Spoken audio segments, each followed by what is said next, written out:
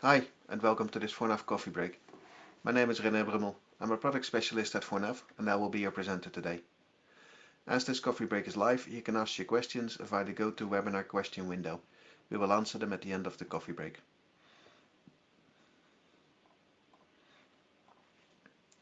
Today, we're going to add different watermarks for follow-up pages for your Business Central reports.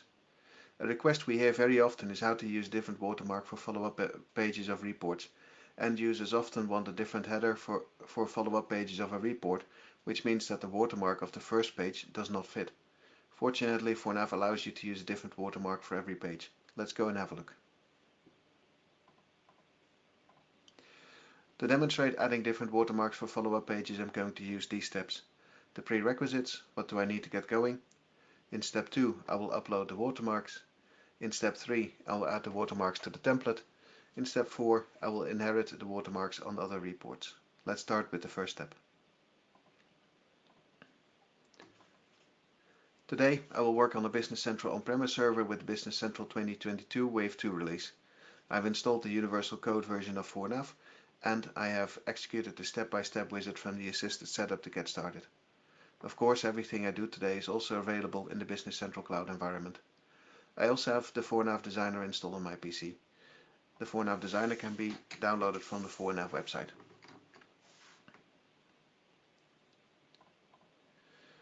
The first thing we must do is upload the watermarks to the Business Central database. So since we want to use these watermarks in many different reports, it doesn't make sense to embed them in the individual report layouts. So let's go and have a look inside Business Central, and in ForNAV we have a very special page for this, which is called the ForNAV file storage. And in the ForNAV file storage you can add import files, and you can give them a code and a type so you can actually find them from your reports. So the code is going to be P1 and the type is going to be a watermark. And the file I'm going to import for the first page is going to be my flower PDF. Then of course I need a follow-up page, which I will simply call P2 of type watermark, and for the follow-up pages I will import my Lightwood PDF. And that's all I need to do. You can give these files a description if you want to. For now I won't bother with them. And now that we have uploaded the watermarks, we can use them in our reports.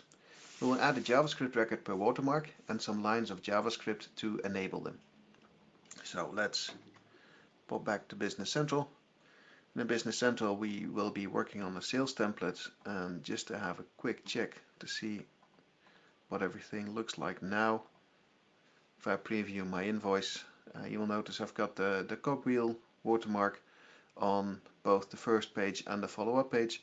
So what we want is the flower watermark on the first page and the Lightwood watermark on the second page. So let's edit this report in ForNAV. There we go. And the first thing I need to do is I need to connect these two ForNAV file storage records, and to do that I will go to my JavaScript records. I will hit add. Let's see if I can find this table. The ForNAV file storage table. I don't need any link references or links because I always need to get the P1 and the P2 records, so this is fine. And then of course I need to calculate my data field in order to calculate the actual watermark. I'm going to change the name to page 1 WM for watermark. Then of course I need to tell ForNAV which record to get, so I will add my where clause where I'm going to set the code to P1, and I will set the type to watermark. So that's the first one. Then of course I need the second page watermark,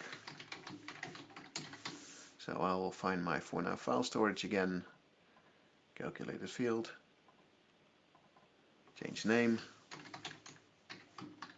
to page 2 WM, and in the where clause the code is going to be P2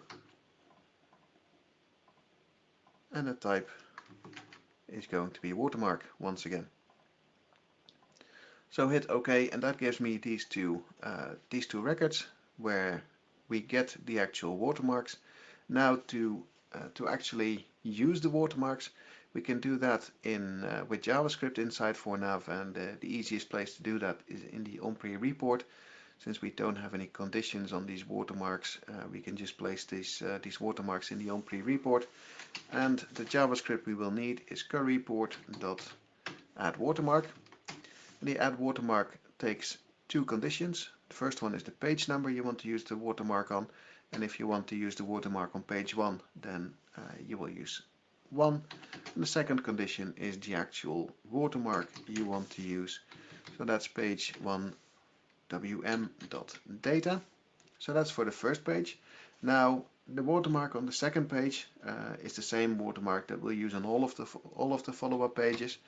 So quickly copy this line, and of course you can set this to 2 for the watermark on the second page, but that will reset the watermark for the third page. If you want to set the same watermark for every follow-up page, simply set the page number to 0, and that will use that watermark for every follow-up page. Now, of course, we need to change this to page 2.data.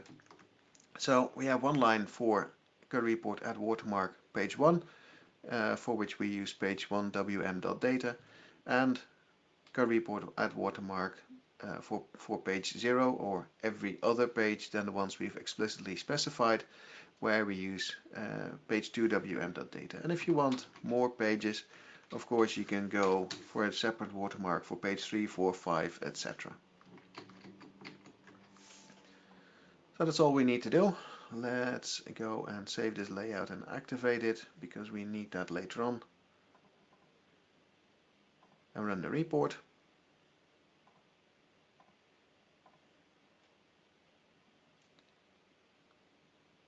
And there we have it. We have the first page with the flower watermark and the second page with the light wood watermark.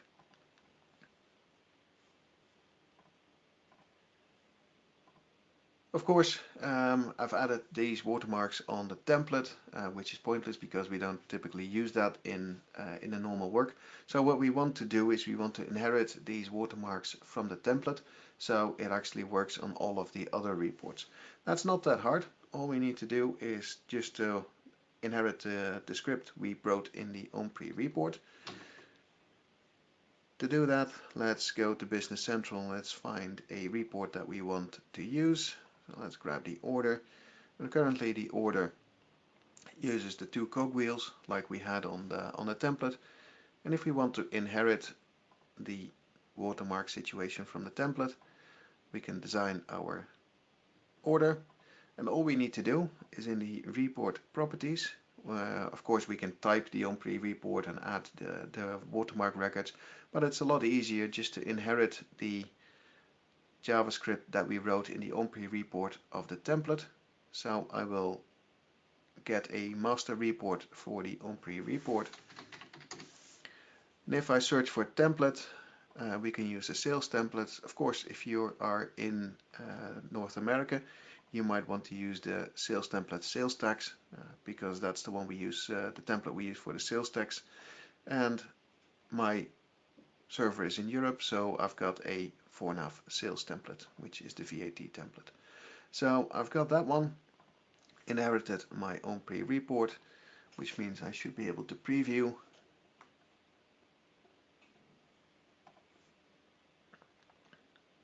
There we go.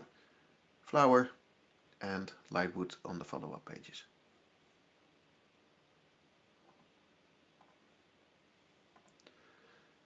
Let's recap what we just did. The first thing we did was to upload our watermarks to the ForNAV file storage table. Once we had done that, we were able to use them in the sales template report.